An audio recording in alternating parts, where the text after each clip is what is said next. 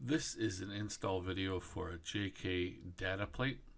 First, you're going to want to locate this plastic cover on your tailgate.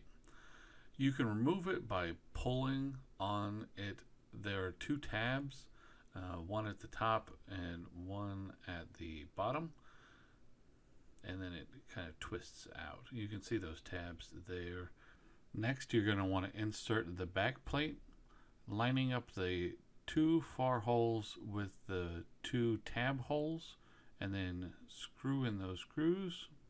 I will be using a electric screwdriver to tighten the screws, but you can use the supplied Allen wrench.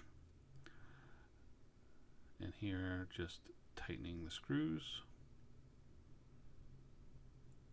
And then you want to make sure that all four of these holes are lined and you can see them.